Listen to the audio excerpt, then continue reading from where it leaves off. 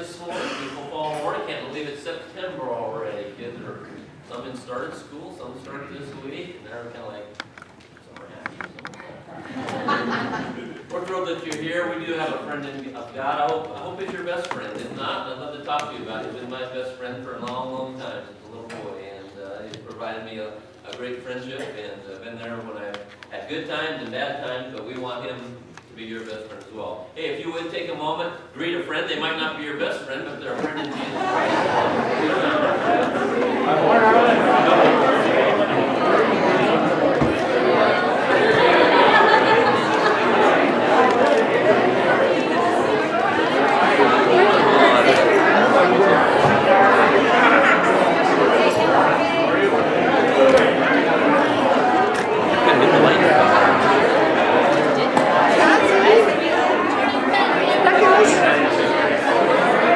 I'll come back. Handful. Did you see do we have a handheld thing? I'll just wing it for now and I'll come back after.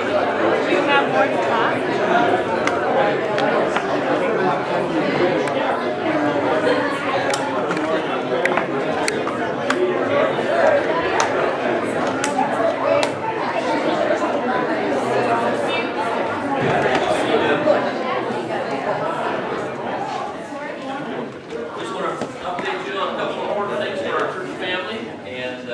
We do have a prayer shawl. It's a great ministry. There's a prayer shawl for Dorothy Wells. Just lots of problems at food. She's from Glen Flora, and just she's in hospice. So if we can, sign the card and be an encouragement to Dorothy. Even though most of us probably don't know her, but we can be prayer partners and let her know we're thinking of her.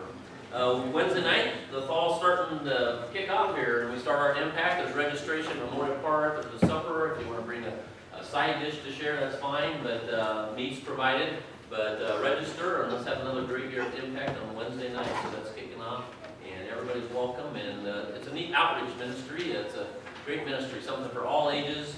And so if you haven't been part of that before, we encourage you. If you maybe want to help with it, then maybe you just want to come enjoy it as well. But check that out.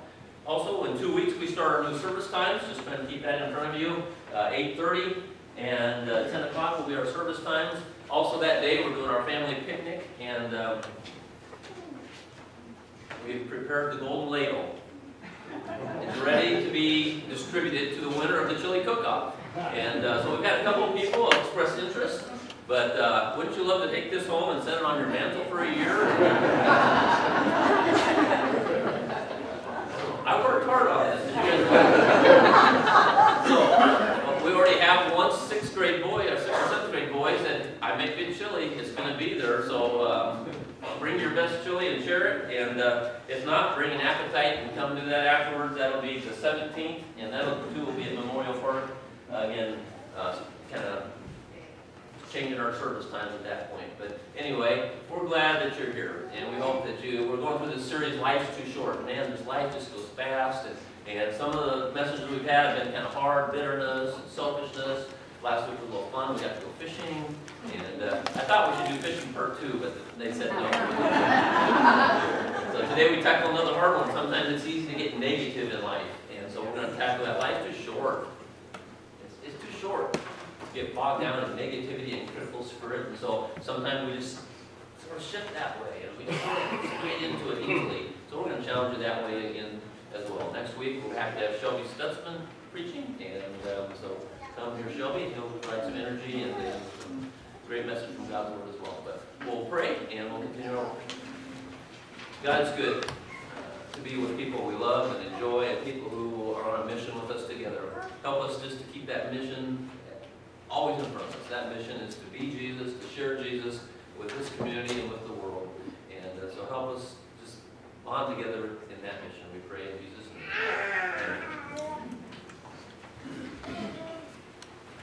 Amen.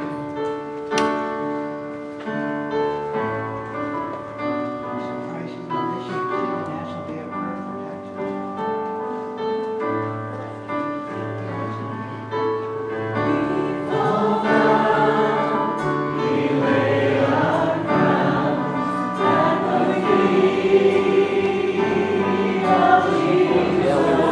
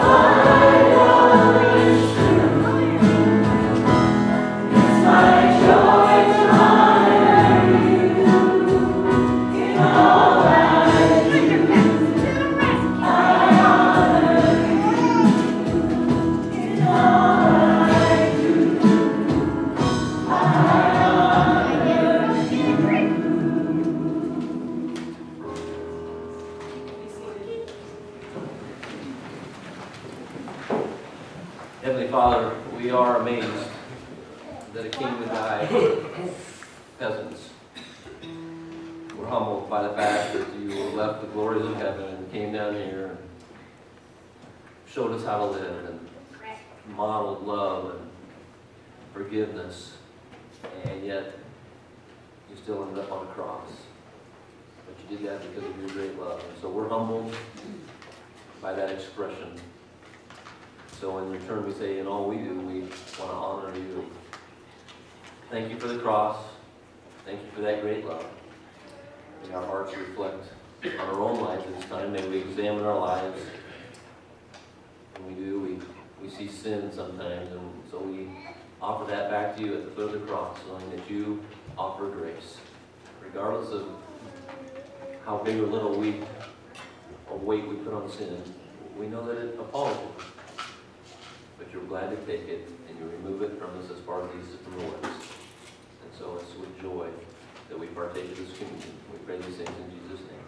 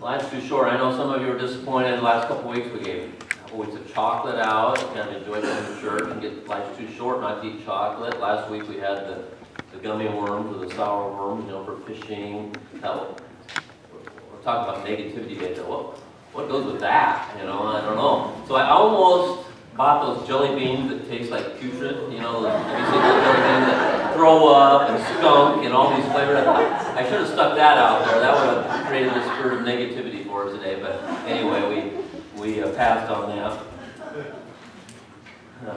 Anyway. Hey, before I forget, and I meant to mention this announcement time, we want to reach out to our brothers and sisters in Texas, and some of you have asked, and I think next week we will try to take up an offering or make available if you want to give an offering. We will probably go through a ministry partner, ICE. They're just a great, great organization, part of the Christian Church of Christ. That's all they do is reach out, and very trustworthy, very. So if you're wondering how you can help as a church, some of you may have already helped, and that's great. If you haven't and you want to, we will take up a second offering or have a plate. I'm not sure how we'll do that. I'll be gone, but we'll make sure that happens. And then we will send that check to ICE. They're already there working, and they do a wonderful, wonderful job. So didn't want to overlook that. Life's too short. It goes quickly. This will probably be a sermon series we visit again. We're going to switch to a different theme here soon, homecoming theme, and I think we'll enjoy that a lot. But there's a lot more life's too short out there that we want to challenge ourselves with. So at some point in time, maybe down the road a ways, we'll do that. But I don't know if you've ever seen the videos or read about how to catch a monkey. I was in India in January this past year, right before we moved here, and there were monkeys, just wild monkeys on the side of the road and in town, but mostly out in the byways and the little forests that they had over there. But anyway, you can catch a monkey, and it's really not that hard to do. And what you would do is, what they would do is take a big gourd, a pumpkin type thing, and they would drill a hole in about this big so they could get monkeys could get their hands in there. And then they would take nuts or candy or fruit, and they would put that in the gourd. Some of them would build a box, or there's sometimes big mounds of, kind of like a big ant hill, but it's huge, taller than you, and there's a little hollow place in there. And there's a YouTube video on that, but anyway. And so they put these nuts or these fruit or candy in there, and the monkeys will come and they will stick their hand in the hole and grab a hold of the goods inside. And so it's kind of like this. And what they do is they will not let go, even in danger. They will continue to hold on to that. And the guy just came over here, had a rope around him, and off he went with the monkey. I mean, it was crazy. You can YouTube it if you want. But what they do, they just want what they're so bad that they're unwilling to let go. And I thought of that as we prepared for today and as we've gone through bitterness. And today a critical spirit. Last week selfishness. I was thinking about selfishness this week as I watched some of the Hurricane Harvey highlights, if you want to call it that. But just some of the amazing stories as a rescue and selfishness. And I thought, I just didn't see anybody say, wait a minute, I'm going to grab my golf clubs and can we put those on the boat? They didn't do that.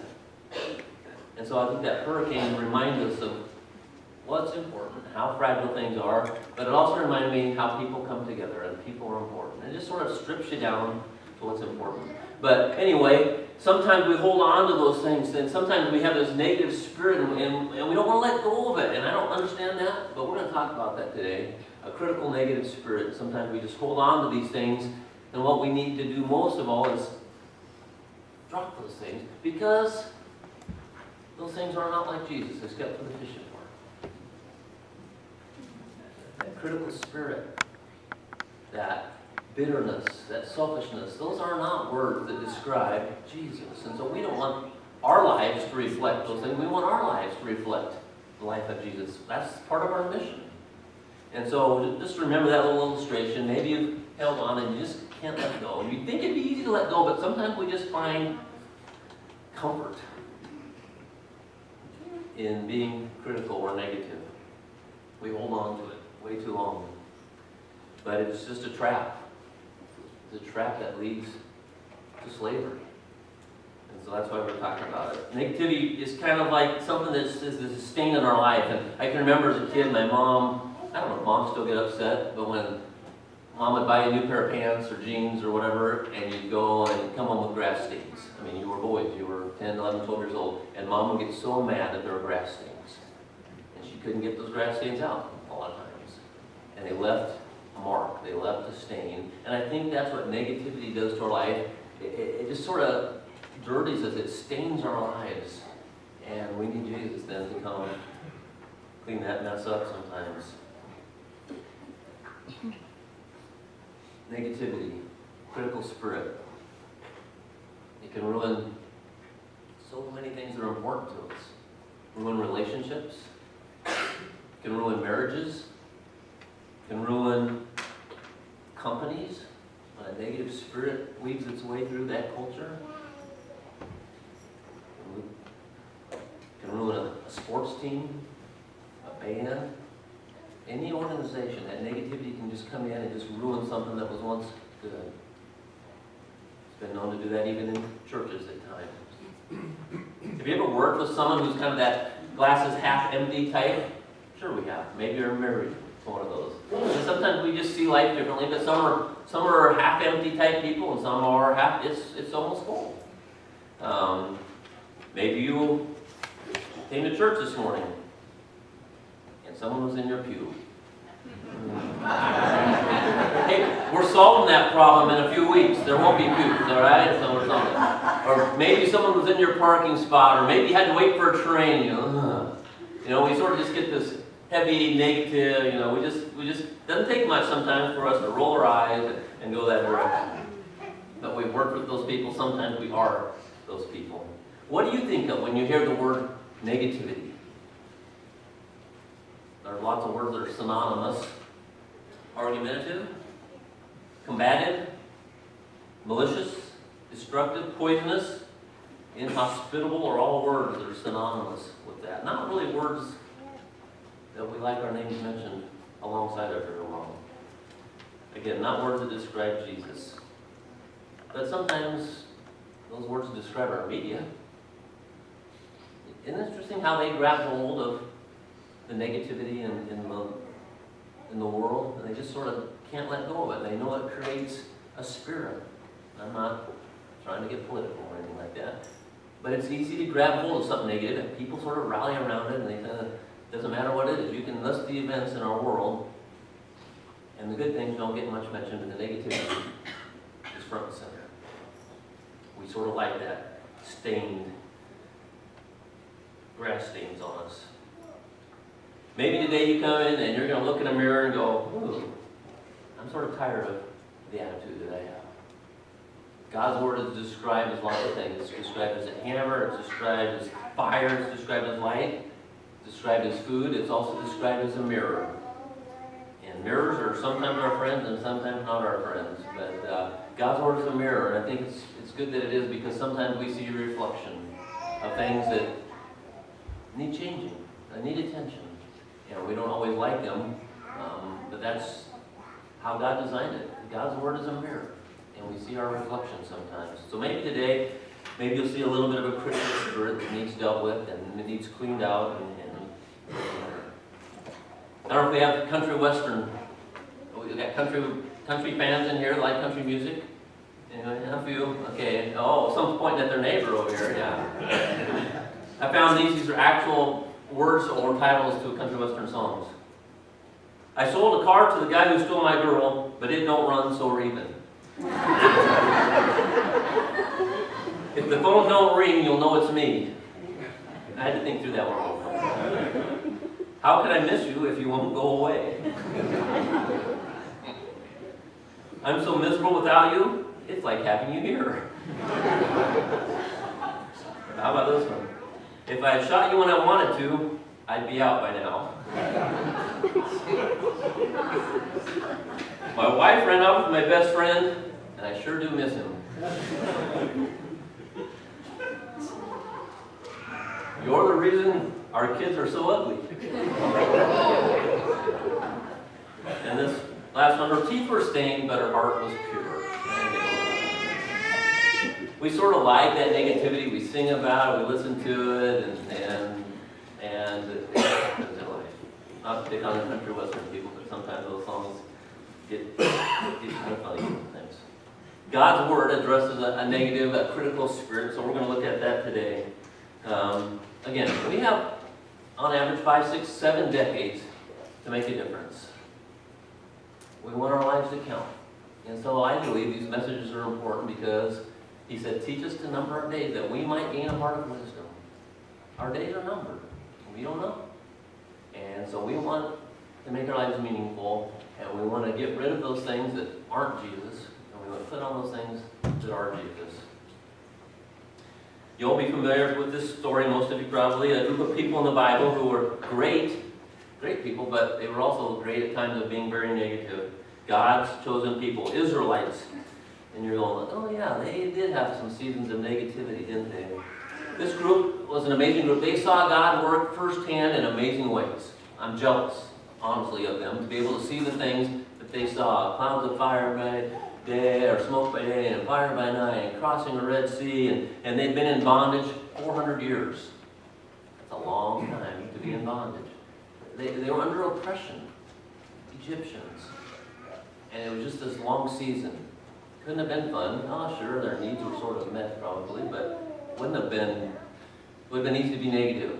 Generation after generation after generation. And now God rescues them in this amazing way. He sends this amazing man named Moses to rescue them, and his story is unique in itself. And they saw rivers turned to blood, and they saw cattle die, and they saw firstborn die, and so all these things, and then they finally, Pharaoh said, Moses said, let my people go. Pharaoh said, okay, I have enough. You know, when I lost my firstborn son, that was it. So they leave, 1 or 2 million people leaving, they come to a Red Sea, and now Pharaoh says, I kind of want these guys back, I miss this labor force. They're sending people after them, and these guys are on the run. They part the Red Sea, they cross the Red Sea, they've witnessed all these things. God says, I'm promising you great land, great real estate. It's going to be flowing with milk and honey. God protected them all the way through. I mean, can you believe the stories that those kids who walk across that land would be telling their kids and their grandkids?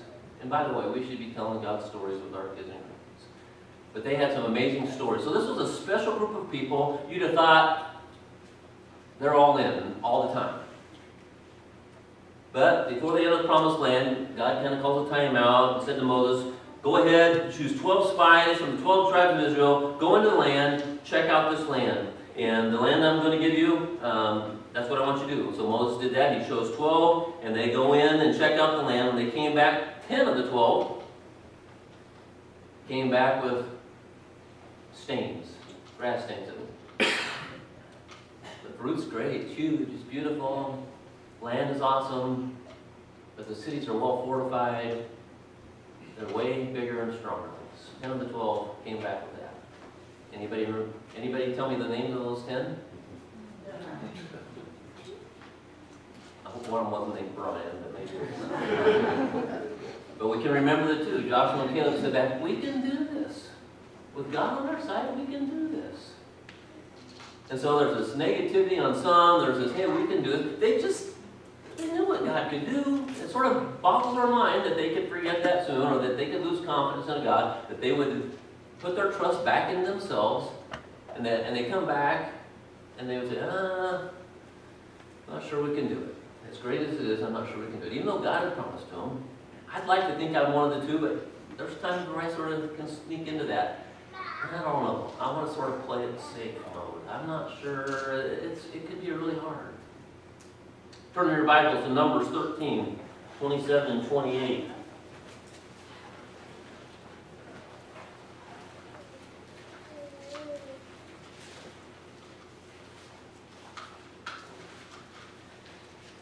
It says, and they told him, we came to the land to which you sent us. It flows with milk and honey, and this is its fruit. However, the people who dwell in the land are strong, and the cities are fortified and very large. And besides that, we saw the descendants of Anak there. So they come back with this report, we can't do it. Here's the thing about negativity, it sort of just runs in packs. It sort of just gathers people around it, and they just sort of gather around that negativity. And if you meet someone that's negative, chances are they have negative friends. That's just kind of the way it works. We know that. We've probably been part of that, or maybe we're part of that now.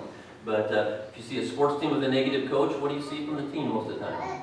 A negative spirit. It just happens. And they gather around. Negativity attracts negativity. And it happens in small groups in churches. It happens in businesses. It just happens. But they give this report to Moses. Great land, beautiful, but people are big and strong.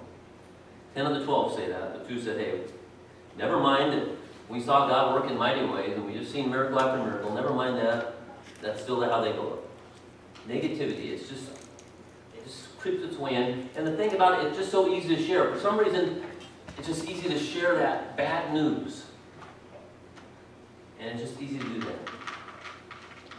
Sometimes when we get lazy, we get negative. I'd rather sit on the couch. If Barb asks me to do something, negativity brings laziness. Well, they seem to go off and on. I don't want to take the risk. I don't want to do the extra. Life's too short, though, not to take those risks. Sometimes we like the mundane and the predictable.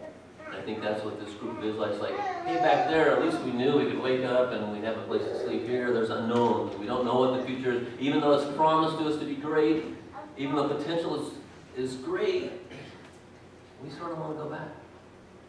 Doesn't that blow your mind? Blows my mind. Let's go back to Egypt where it's safe. You brought us out here to die. That's That's what they told them. That's what they said. And so this spreads among the people, and they get this great big negative spirit. Negativity, it can mess with you. But God says, I'm with you on this. I'm going to walk you through. I'll give you the land that's yours. Stake your claim. Go for it. And I think God sometimes says the same to us. And we can't make a difference. We're just this little body of believers. We have God on our side. I want to remind you, God is for you, not against you, First Church of Christ. Let's continue to tell ourselves that. Let's be bold. Let's take chances. Let's trust. He has guided you this far in your history. He's going to continue to guide us. And we should look to the future with a joyous spirit that we get to be part of what He's doing. Does it mean discipline and hard work on our part? Probably. We should be excited about that. Let's continue to read. Numbers 13, 32 through 33.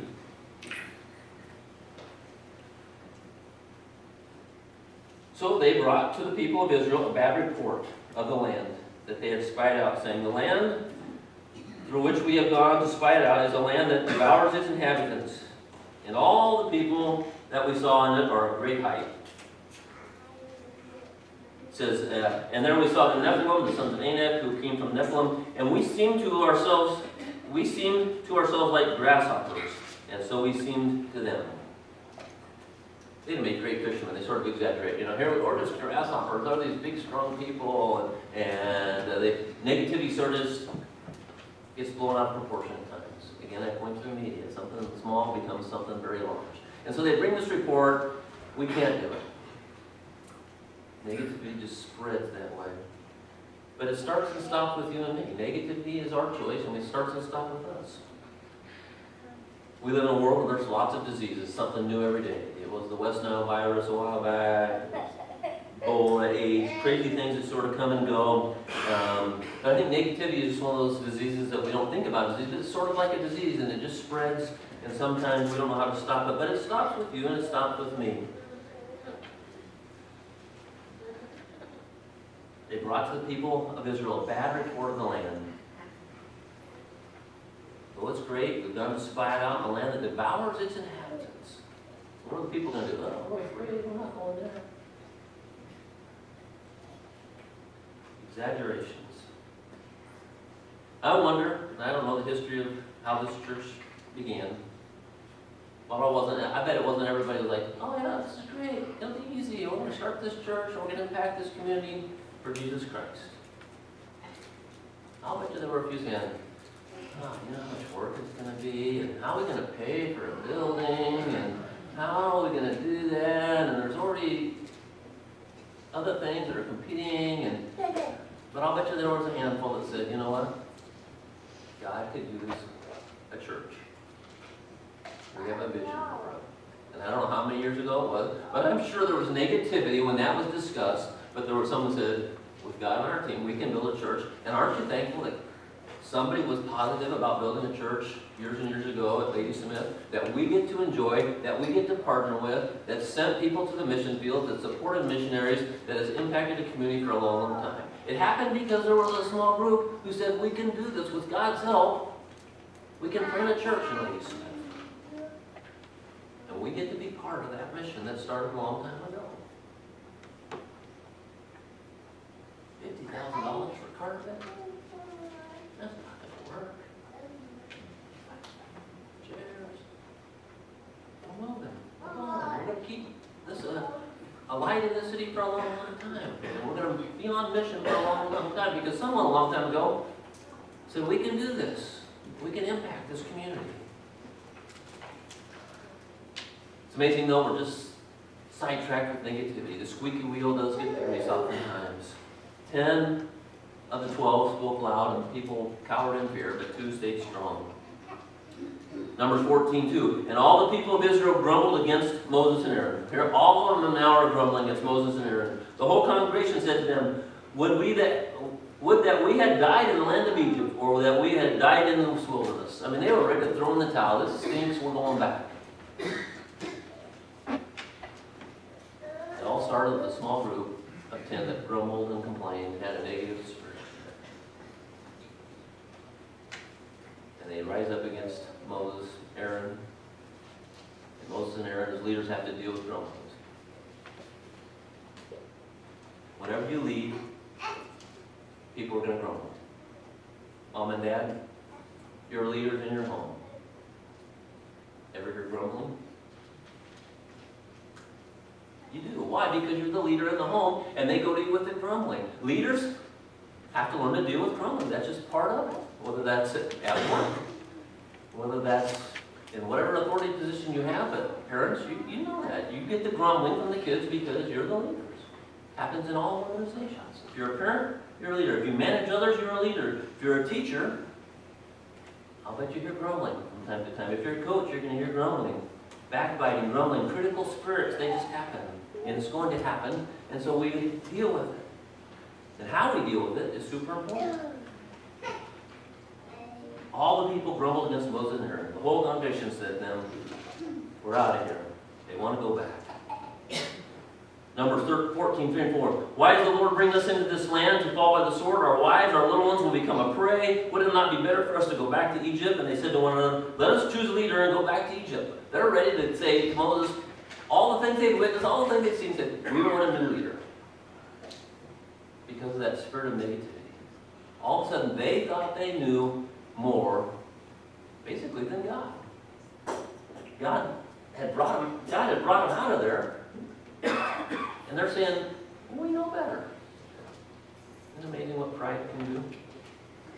So they're in this season of moaning and groaning, and we're going to die.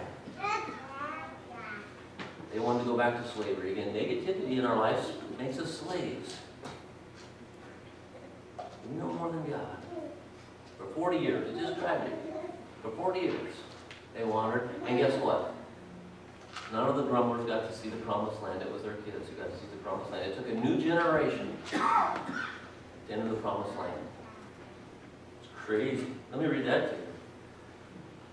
And the Lord spoke to Moses and Aaron, saying, how long shall this wicked congregation grumble against me? I have heard the grumblings of the people of Israel, which they grumble against me. Say to them, as I live, declares the Lord, what you have said in my hearing, I will do to you. Your dead bodies shall fall in this wilderness, in all your number, listed in the census, from 20 years old and upward, who have grumbled against me. Not one shall come into the land where I swore that I would make you dwell, except Caleb and Joshua. Think God cares about grumbling and negativity? Yikes. If you're under 20, you're going, whew. But for those of us who are over, they didn't get to enjoy it because of this grumbling, this negativity. And so I think God takes that spirit seriously. He certainly did in this instance. And it took a new generation to get to enjoy the blessings.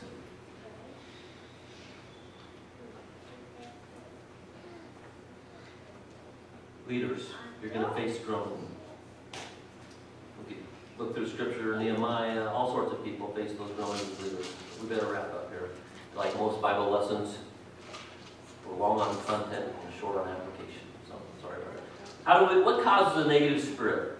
First of all, our sinful nature causes a negative spirit. Instead of relying on God and His perspective, we operate on our fleshly perspective. But our sinful nature leads us into the negativity, and they go hand in hand. What else? Also, another thing that leads to negativity or a critical spirit is little or no grace. You've either experienced little or no grace, or you have little or no grace in your life, and that leads to negativity. And so you need to pray that, fill me with God's grace. Give me grace.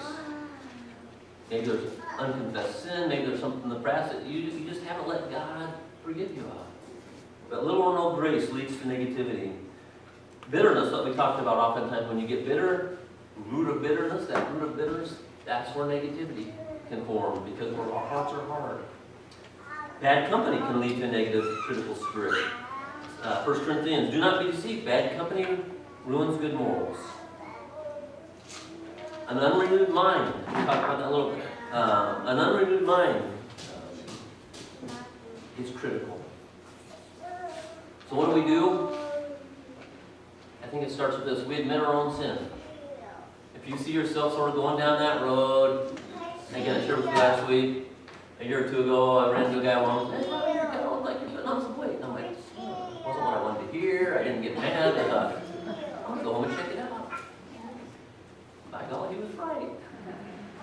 So I had a decision to make. I can either say, I'm not going to, he was wrong, done nothing wrong, or I could say, oh, I want to do something about it. But it starts with us when we admit our own sin and we say, oh, that's me. Whether that's something we've talked about in the series or whether it's something different, selfishness or bitterness or today negativity. If we see that, then we admit it. But you just have to be this honest talk with yourself, with you and God. Say, that's me. And so that's where it starts. Maybe you pray a prayer like this: God, would you help me to see myself more clearly? And when I be able to see you, a simple prayer like that, help me to see myself, help me to see you, God, in proper perspective. Oftentimes that happens at communion time. Sometimes we see ourselves clearly at communion as we take an honest look. Sometimes negativity comes from a selfish spirit. We renew our minds. We have to change the way we think, how we change this attitude. And sometimes attitudes are hard to change, but you can look at different attitudes that you used to have that are gone now, partly because God's Holy Spirit has guided you through that process. Romans 12:1-2, I appeal to you, therefore, brothers, by the mercies of God, present your bodies as a living sacrifice, holy and acceptable to God. This is your spiritual act of worship. Do not be conformed to this world, but be transformed, be changed by the renewing of your mind, that by testing you may discern what the will of God is, what is good, acceptable, and perfect. How do we change? By the renewing of your mind, by the way we think, what we bring in. Isn't that what Jesus came to do? Give us a new way to look at life? You've heard it said, but I tell you. You've heard it said, but I tell you. That's a renewing of the mind. That's a changing of an attitude. That's a changing of knowledge. That's a changing of the way we think. Don't be conformed to this world. Be transformed by the renewing of your mind. We change our perspective. We change the way we think. Not always easy, but we start to put good things in our mind. Another important step, we communicate with someone rather than stir up strife. How many times is it easier to get critical about something, and you go to another family and you go, yeah, this is what's going on, or whatever, whether that's at work or sports team or whatever it is, you go, instead of going to the person. There's a biblical response that we go to the people if we've been offended or if we're going to be critical. Face to face. We don't do it flippantly. We don't do it sarcastically. We do it lovingly. So we take the proper steps. Just a few questions that we begin to wrap up. Have you ever been burned or affected by someone's negative attitude or critical spirit? Could be. Have you ever noticed that negative people bring out negativity in you? Have you noticed people grumbling against you when you've tried to lead? What is it that causes you to take this dive, this plunge into a negative critical spirit? What is it that really sets that off? Is there something common? It's helpful to know what sets us off. What are some things that you could do to chase the positive rather than chasing the negative thoughts? Where can you find encouragement and hope without going down that road? Who are the people in your life that replenish you, that bring joy? And what makes them that type of person that can speak into your life and bring encouragement rather than negativity? Who are those people, and what is it about them that pulls you out? That's what God wants us to do for one. We spur one another on toward good works. How about this one? Have I counted my blessings? When you count your blessings, sometimes your negative spirit goes with it. I would guess Texas could tell us a little bit about that. Seems like the blessings would be hard to find, and yet even in the midst you hear great stories of blessings because they've counted what's important and they're thankful for what they do have. Finally, as you look in the mirror of God's Word, would you call yourself a joyous person in Jesus Christ? Would joy mark your life right now, at this season of your life? Would joy mark your life? I think it's so important that joy marks our life, that joy marks our church. I think that's what's going to change a community. Rick Farley, when he shared, and when his wife was here, they said, we bring joy to a country that doesn't have joy. Because they know Jesus Christ. When I was in India, the one thing they had over the Hindu religion and everything else, Jesus brings joy. It wasn't a burden. to live life. Even though they didn't have many, many things, and they had less material things for sure, there was still joy. Is your life marked by joy?